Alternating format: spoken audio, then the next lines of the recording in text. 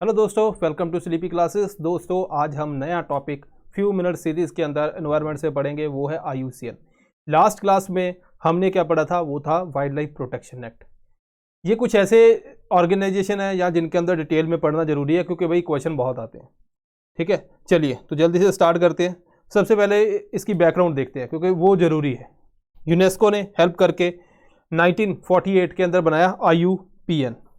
ठीक है, यहाँ पे पी का मतलब था प्रोटेक्शन ऑफ नेचर। उसके बाद क्या हुआ कि इसका नाम बदला। ठीक है, पंडित जी ने बोला कि भाई नाम चेंज करो, ये अच्छा नहीं है, तो यहाँ पे IUCN रख दिया। तो यहाँ पे था प्रोटेक्शन, यहाँ पे आ गया कंजर्वेशन। ठीक है, प्रोटेक्शन इन द सेंस कि आपने एक जो फिजिकल जो थिंग है जो आप प्रोटेक्ट करते हो, है ना। मान लीजिए आपके घर में एक बच्चा है, आप उसको प्रोटेक्ट कर रहे हो। ठीक है, तो इट मीन्स कि आप आउटसाइड देख रहे हो कि आउटसाइड कोई उसको हार्म ना करे, लेकिन आप उसकी ग्रोथ नहीं कर रहे। ठीक है, तो अगर आप कंजर्वेशन के कंटेक्स्ट के अंदर आपको फॉरेस्ट को प्रोटेक्ट तो करना, लेकिन उसकी ग्रोथ भी करनी है, उसको बेटर भी करना है। इसी तरह एनिमल स्पीसीज है, उनको कंजर्व भी करना है, उनकी ग्रोथ भी करनी है। ऐसा नहीं प्रोटेक्शन ही देनी है, उनकी हेल्थ का भी ध्यान रखना है। टोटल जो एक बेटर टर्म है, इंक्लूसिव टर्म है कंजर्वेशन। तो इसलिए उन्होंने बोला कि भाई इसको चेंज करो, तो ये चेंज हुई। उसके बाद क्या हुआ, 1961 में पहली बार इन्होंने लिस्ट निकाली नेशनल पार्क प्रोटेक्टेड एरियाज की, IUCN ने। उसके बाद IUCN ने पार्टिसिपेट किया establishment of world wide fund for nature. तो यहाँ पे आपको ये चीज़ें ध्यान में रखने की ज़रूरत है, क्योंकि एक बार UPSC ने ऐसा क्वेश्चन पूछा, वहाँ पे कुछ ऑर्गेनाइजेशन पूछी रामसर के बाद कि ये सारी ऑर्गेनाइजेशन जो है रामसर के बाद बनी है। ठीक है, ऐसी एक स्टेटमेंट आई। इसी तरह की थी, एग्जैक्ट ऐसी नहीं थी, लेकिन अगर किसी स्टूडेंट को ये पता था कि रामसर से ये ऑर्गेनाइजेशन पहले बन चुकी है या फिर, तो वो क्वेश्चन इजीली कर सकता था। तो आपको क्या करना है कि कोई मेजर ऑर्गेनाइजेशन इससे पहले बनी है बाद में बनी, ये थोड़ा सा ध्यान में रखना है। उसके बाद रेड डेटा बुक इन्होंने निकाली। उसके बाद 1972 के अंदर स्टॉकहोम के अंदर कॉन्फ्रेंस होती है। स्टॉकहोम के अंदर जब कॉन्फ्रेंस होती है दोस्तों, वहाँ पे 3 बच्चे आते हैं। वो बच्चों को क्या क्या नाम था, protection of world culture and nature heritage. ठीक है, इसके नेचुरल हेरिटेज, इसके बारे में जो वर्ल्ड हेरिटेज साइट वगैरह, इसके ऊपर सारा काम हुआ, साइट्स बना।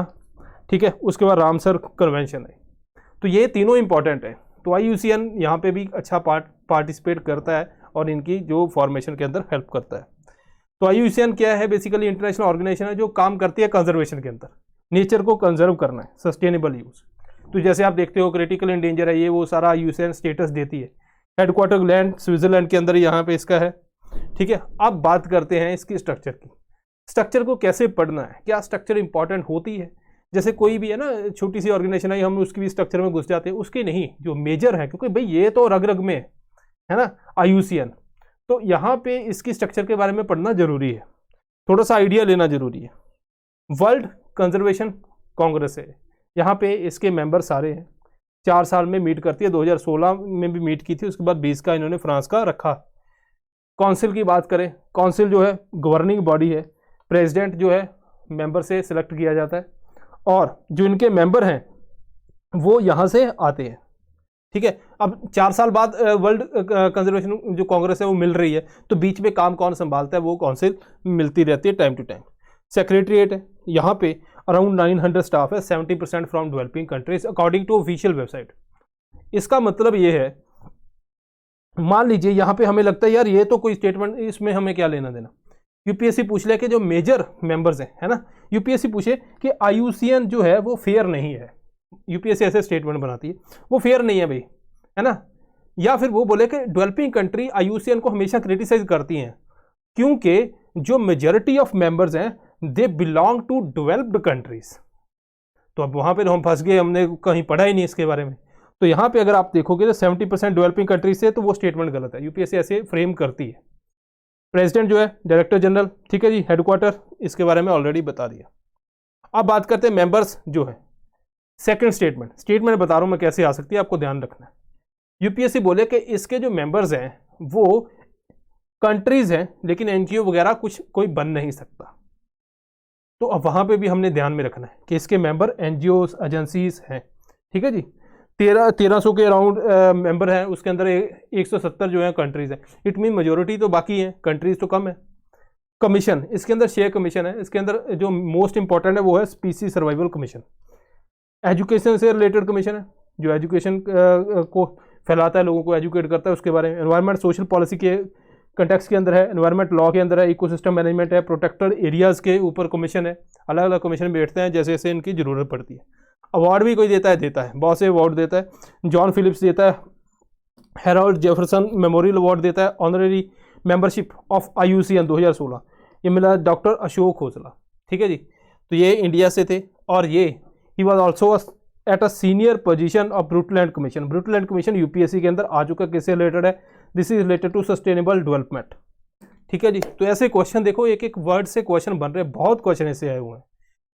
अब बात करते हैं कि इसका जो बैरोमीटर है, ठीक है जी, जो कितनी हमने स्पीसीज जो है ना, उनको कितना हमने ट्रेस करना है, उनका स्टेटस बताना है, मेज़र करना है, उसके अंदर इनका ये टारगेट है। ठीक है, 2020 का। तो काफ़ी टाइम जो अगर आप देखोगे यहाँ पे कोविड के टाइम के भी काफ़ी दिक्कतें आई यहाँ पे स्पीसीज़ को ट्रेस करने में। ठीक है जी, तो लेकिन काफ़ी अच्छा काम ये कर रहा है, इतना ज़रूर है। अब देखते हैं जो रेड लिस्ट है। देखो, एक तो ये रेड लिस्ट निकालती है जिसके अंदर बता देती है कोई एंडेंजर है, क्रिटिकली एंडेंजर है, क्या है। दूसरा क्या है कि रीजनल जो कंट्री है अपनी तरफ से भी उस एक रेड लिस्ट फ्रेम करती है। यहाँ पे जो IUCN है ग्लोबल रेड लिस्ट निकालता है, ये गाइडलाइन ये वाली रेड लिस्ट निकालता है नेशन खुद। ये क्या करता है, गाइडलाइन बनाता है और नेशन को गाइडलाइन देता है कैसे कैसे आपने काम करने हैं। मेरे हिसाब से 2 चीज़ें यहाँ पे स्पेशल बताई जाती हैं। एक बताया जाता है नॉट एप्लीकेबल, किसके लिए होगा। नॉट एप्लीकेबल मतलब कोई स्पीसीज है, एक रीजन के अंदर तो है, लेकिन उसको हमने एक्सक्लूड किया है रीजनल रेड लिस्ट से। ठीक है जी, जो रीजन है वो अपनी रेड लिस्ट के अंदर उसको इंक्लूड नहीं करता। वो कहते हैं यार इसका हम डाटा ट्रेस नहीं कर पा रहे, या तो अब वहाँ पे टेरन ही ऐसा है ना, फॉरेस्ट एरिया बहुत, तो वहाँ पे हम उसको काउंट नहीं कर सकते, ट्रेस नहीं कर सकते, या फिर वो एक ऐसा एरिया जहाँ पे मान लीजिए कोई इशू चल रहा है ना, कन्फ्लिक्ट चल रहा है, तो वहाँ पे हम उसको ट्रेस नहीं कर सकते। दूसरा रीजनल एक्सटिंक्ट जैसे चीता है ना, तो मतलब जो एक रीजन से एक्सटिंक्ट है लेकिन बाकी जगह के ऊपर उस रीजन से आउटसाइड वो पाया जाता है। अब IUCN है, अलग अलग कलर से है ना, यहाँ पे इसकी रेड लिस्ट के अंदर भी आता है। ठीक है दोस्तों, तो यहाँ पे जैसे रेड है, उसके बाद पिंक भी है, पिंक क्रिटिकली एंडेंजर को ज़्यादातर हम यूज़ करते हैं। ठीक है, इसके अलावा ग्रीन जो एक मशहूर है, इसके अंदर ग्रीन जो है वो मतलब एंडेंजर से बाहर आ चुका है। तो ये 2-3 पेज हैं जो न्यूज़ में वैसे रहते हैं, ये हमने ध्यान में रखने हैं। अब यहाँ पे देखते हैं इसको थोड़ा सा बड़ा करके। अब हमें इन सभी का मतलब पता होना चाहिए। अगर आपको याद है तो हमने जो रात को 10 बजे हमारी क्लास होती है उसके अंदर रिसेंटली प्लांट स्पीसीज पड़ी थी जिनका वहाँ पे डेटा डेफिसिट था, डेटा डेफिसिट डिक्लेयर किया गया था, उसके बारे में हमारे पास प्रॉपर डेटा नहीं था। इसलिए उसको ज़्यादातर जब कोई स्पीसीज को हम डिस्कवर करते हैं है ना, उस टाइम पे उसका ये स्टेटस डिक्लेयर किया जाता है। अब ध्यान से एक और बात, अब बोला जाता है जब आपको थ्रेटेंड स्पीसीज, थ्रेटेंड कैटेगरी का मतलब होता है ये 3, vulnerable, endanger and critical endanger. ऐसा नहीं मतलब सारी आपने वहाँ पे छाप दी। थ्रेटेंड कैटेगरीज का मतलब है ये 3 कैटेगरी।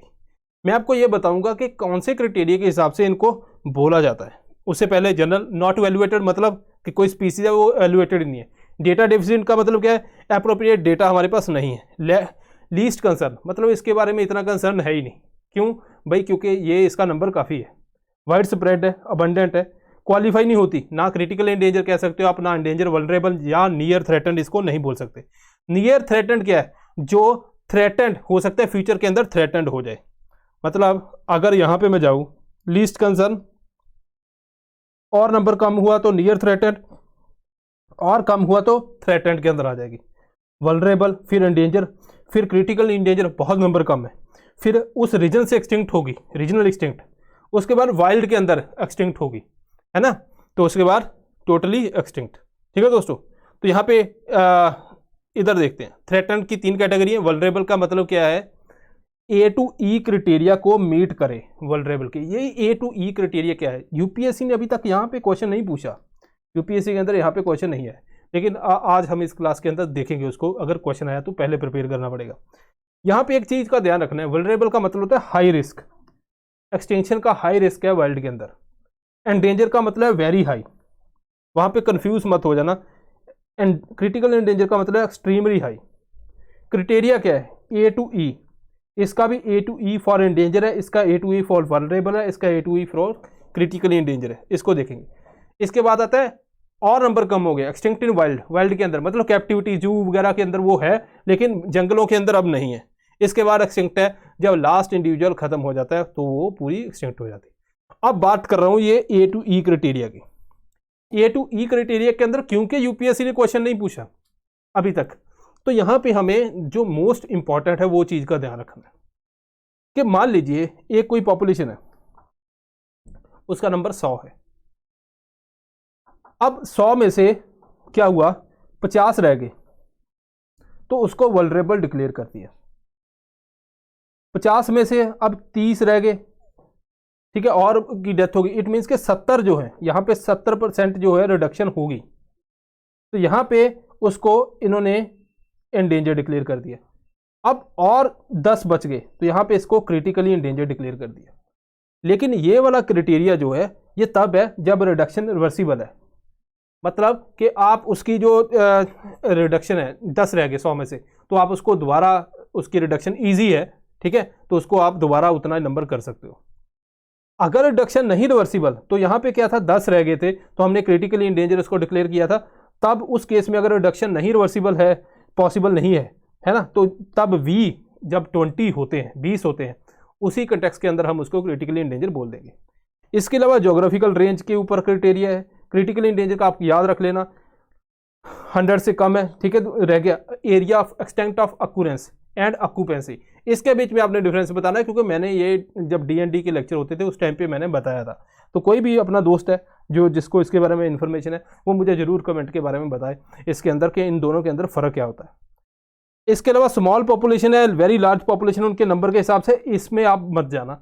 बस ये दो जो है, ये दो ही आपको बहुत इंपॉर्टेंट है। दो में भी आपने ये वाला मैंने एक एग्जांपल दे दी, ऊपर वाला याद रख लेना, और ये वाला आपको जो क्रिटिकल एंडेंजर का पता होना चाहिए दोस्तों, तभी हमारी बात बनेगी और यूपीएससी के अंदर मार्क्स भी अच्छे खासे आ जाएंगे, कोई टेंशन नहीं है। अब बात करते हैं रेड लिस्ट की प्रोसेस की।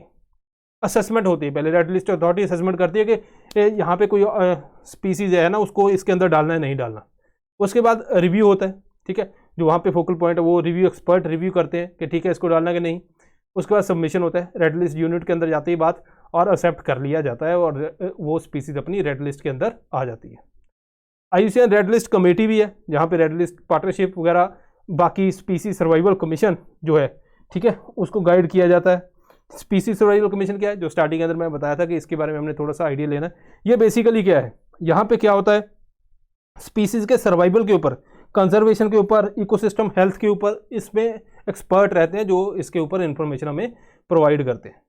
तो यहाँ पे दोस्तों इसके साथ ही ये तो हुआ ख़त्म। एक और इम्पॉर्टेंट सूचना है, वो है अगर आपने कोई कोर्स ज्वाइन करना है तो क्विकली यहाँ पे आप ज्वाइन कर सकते हो, बहुत ही लो कॉस्ट के ऊपर है, ऐसा नहीं कि ज़्यादा कॉस्ट भी है। करंट अफेयर टेस्ट सीरीज़ के लिए अगर आपको कॉम्बिनेशन चाहिए वो भी हमारे पास अवेलेबल है 10,000 के अंदर। GS current affair test series तीनों का है वो 15,000 के अंदर है। इसके अलावा किसी को लगता है कि GS का क्रैश कोर्स ही करना है तो भाई वो भी अवेलेबल है, और किसी को लगता है मैंने करंट अफेयर में मास्टरी करनी है ना, तो ये भी 7,000 में है। ठीक है दोस्तों, तो अलग अलग कोर्सेज हैं, आपकी चॉइस के हिसाब से जो आपको ठीक लगता है वो आप ज्वाइन कर सकते हो। सो ये था दोस्तों इसके IUCN का हमारा कंप्लीट।